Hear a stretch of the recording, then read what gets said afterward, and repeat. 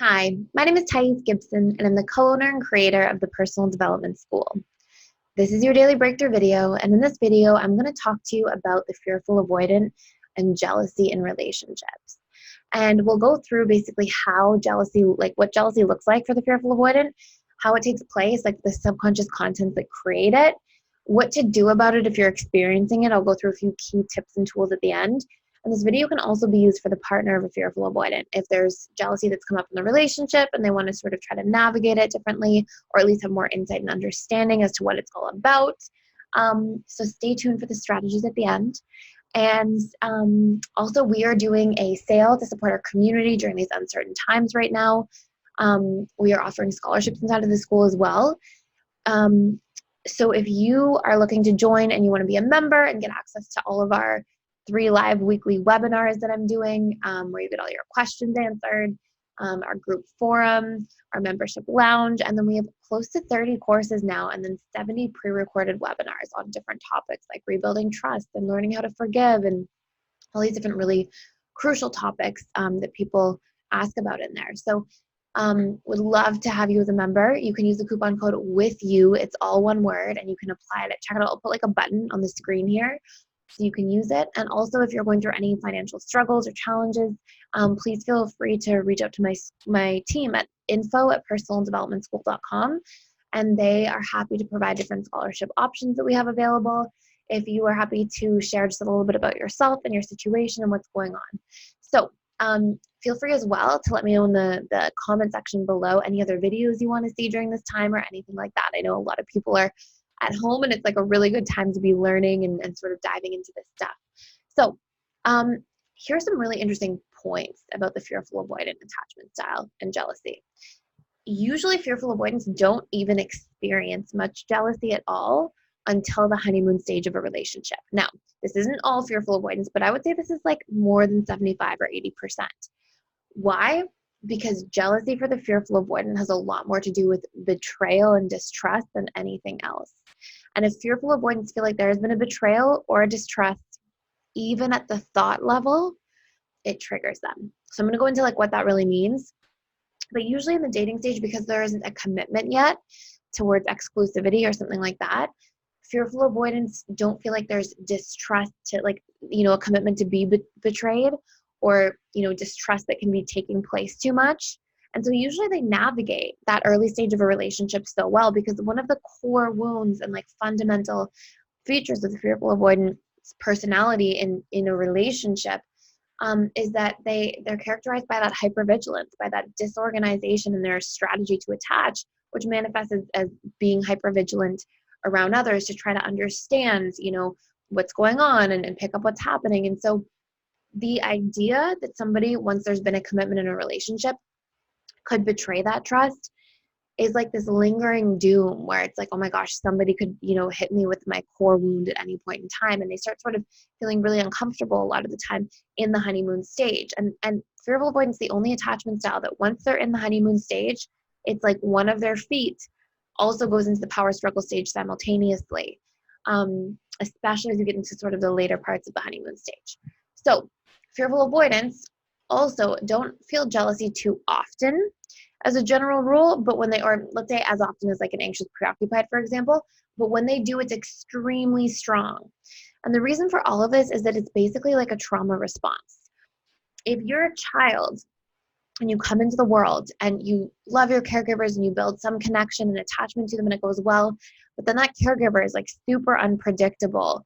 Their patterns are always changing. Maybe they're, they have anger issues, or maybe they have a drinking problem, or maybe there's a lot of violence in the home. And so there's no strategy that you get to build to like attach. There's no consistency in basically the predictability of your caregiver's behavior. And so you learn to not trust them. You basically learn that they're super unpredictable. I don't know if I can count on them for much of anything. I know I love them and I know that they love me, but they're crazy sometimes. Or, things are really rocky around here, or whatever it might be. And so the brain becomes hypervigilant as the attachment strategy, which if you're walking around with extreme hypervigilance all the time, that's going to produce really painful patterns of meaning you give to things like, oh, because somebody's cold today, they're in a bad mood and they're going to get angry. Or, oh, because somebody's cold, they're falling out of love with me in the relationship. Or, there's so many stories and narratives we tell when we see a shift in the pattern of behavior. And if your brain has been trained as a survival mechanism to become extremely perceptive about picking up on those shifts in behavior, then that can be really good on one hand, because it can make you really good at, understanding the human experience, or noticing things, or being really observant and being calculated. And it can produce these sort of strong qualities on one side. But on the other side, it can also create a lot of feeling unsafe, ambivalent, feeling like you can't really relax into a relationship, open up fully to a connection, feel really vulnerable and feel that it's okay, etc. So when jealousy happens, it's a different type of trauma response from like anxious preoccupied, for example. It's less about abandonment and more about the betrayal of trust. And sometimes it's common for fearful avoidance to, let's say somebody's hitting on your partner. And let's say it's not anything serious, your partner's not really participating back. Even if you feel like your partner is enjoying the attention, sometimes a fearful avoidant will feel like really triggered by that, because they'll just feel like, oh, they are, that means I can't trust them. And that, as soon as you feel like the jealousy or envy could equate, as soon as you feel like there could be a distrust, that jealousy and envy gets really strongly produced, but it's produced as a trauma response. And just to correct myself, actually, I should say jealousy specifically, because envy sort of is a slightly different thing. I have a video about that, the difference between the two. But I want you to know that, when those strong feelings come up, it's not because you're supposed to feel like that forever. It's not because you can't change that. That's just a subconscious pattern. It's based in trauma. If you clear up the trauma and those painful associations, you don't have to feel like there's this uncontrollable jealousy, which then probably for you triggers this extreme need to fight or to flee. Okay. And you know that something's a trauma response when you have an extreme fight or flight response in response to it. Okay. So distrust often for the fearful avoidant also meant a lack of safety. A lack of safety equals a lack of survival. So there really is, it's not just distrust, it's distrust and then I become unsafe in this relationship, so I might as well fight or flee. So there's that one side of jealousy for the fearful avoidant. The other part of jealousy and why it's painful is often when there's an experience that makes you jealous, it's also igniting or activating those stored subconscious associations in the form of belief patterns about yourself. Like, I'm not enough, I am unworthy, I'm unimportant, I could be unloved. And these stories get ignited by the way you perceive the experience that's making you jealous a lot of the time too. Like, for example, if my partner is okay to do this thing that's making me jealous, like fill in the blanks, then they must not think I'm important, or then they're betraying the relationship and they're not thinking about how I feel, which means I don't matter to them. Or, if I were enough, they wouldn't flirt in that way, or, if I was worthy. So it's sort of these two coalescing things happening beneath the conscious surface, which are painful limiting beliefs that are not deprogrammed from your subconscious. You weren't born with these things, right? You can deprogram them the same way they got programmed into you. But these painful beliefs combined with a trauma response, which is igniting the other painful belief, which is I can't trust people, or I will be betrayed, or things like this. And so jealousy can also be partially about unmet needs, like fearing oh my gosh, what if my partner's gone and then I'm abandoned and those needs for connection aren't met. But I would say that's a very distant third. I would say it's much more about those other two pieces than anything else. And I want you to recognize too, we become very unconscious. We become very asleep in the places that we have trauma, that we have really painful wounds. And we go into these old, outdated coping mechanisms or strategies to try to deal with those wounds or deal with that pain, which are not often the most productive things. Like, you might feel jealous, and then instead of going towards the situation in a calm, approach-oriented manner and saying, hey, you know what, I feel like the way you're speaking to that person is slightly inappropriate. We need to set a boundary here. I'm not going to put up with that. That's not okay with me in a relationship. So, let's have a conversation. And then being able to move through that. Oftentimes instead, there's I often see fearful avoidance repress feelings of jealousy and then explode about something else, that same evening or that same day that's not related to that incident on the outside, but it's very much related to that incident on the inside. So sometimes there can be these really unproductive strategies where like you don't even get to talk through and work through the real problem, and it can really allow those subconscious emotions to stay like festering beneath the surface and alive. So it's really important to identify like what is causing the jealousy specifically, and what you make the experience that causes jealousy for you mean at the subconscious level. So for example, let's say somebody's flirting with your partner, and your partner's like maybe not flirting back, but like kind of entertaining the situation or laughing or going along with it a little bit, even just to be polite. But let's say it brings up this really strong feeling of jealousy in you. An extreme flight response like running away isn't going to solve it. Extreme fight response, especially if it's fighting about something separate, isn't going to be that productive either, isn't going to be productive at all, quite honestly. So we want to first, let me be clear about one thing. If somebody's doing things all the time in a relationship that are making you jealous, like constantly flirting with other people or things like that, it's probably not a healthy relationship, and it's probably not a relationship you should be in.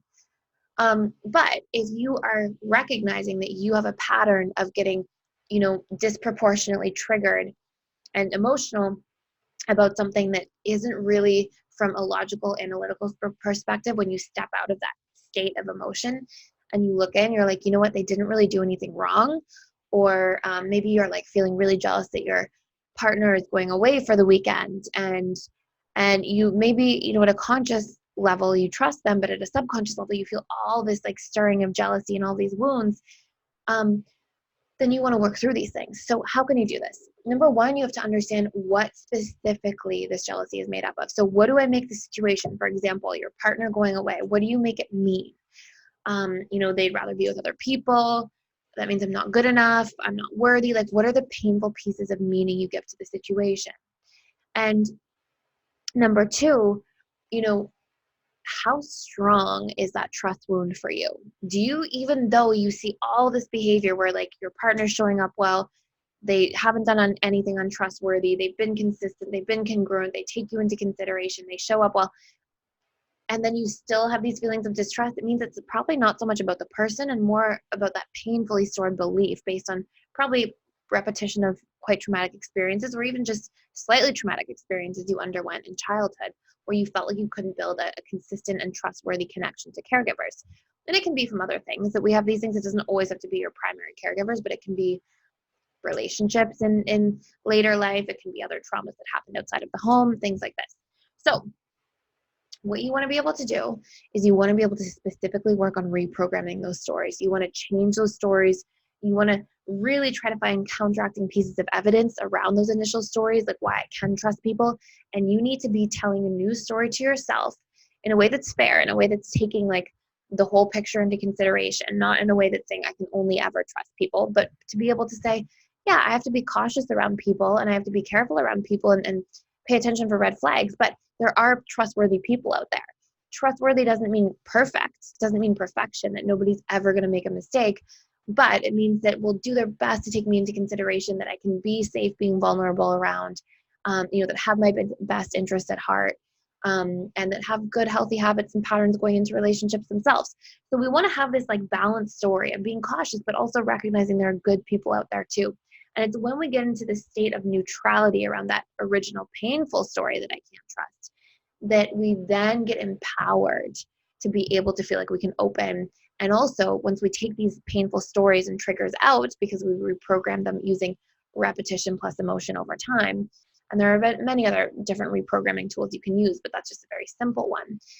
It's from that there's not a whole lot to be triggered. So then if an experience is creating jealousy within us, it's about the experience itself. It's, something we can talk about and approach or address, because it won't be that strongly charged.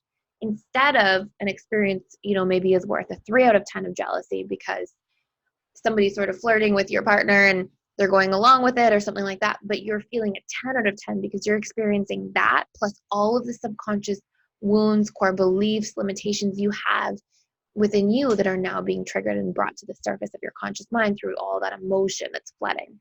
So if you can work through those stories, work through those wounds, and then also create strategies to get your needs met in a balanced way so that you're not over relying on your partner to meet all of your emotional needs or anything like that, it's really going to be hard to experience tremendous jealousy, because those are the root causes of those overreactive feelings.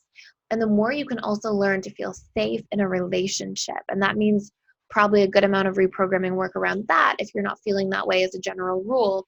And if you look at your history of relationships and you're like, wow, I often don't feel safe, and that's kind of part of the underlying factor that co-creates that ambivalence of shifting from anxious to avoidant, then that will be a really important thing for you to work on as well.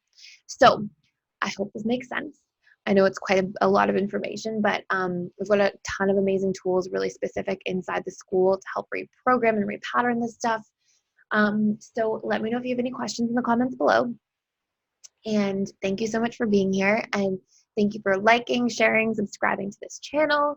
And I will see you in the next video.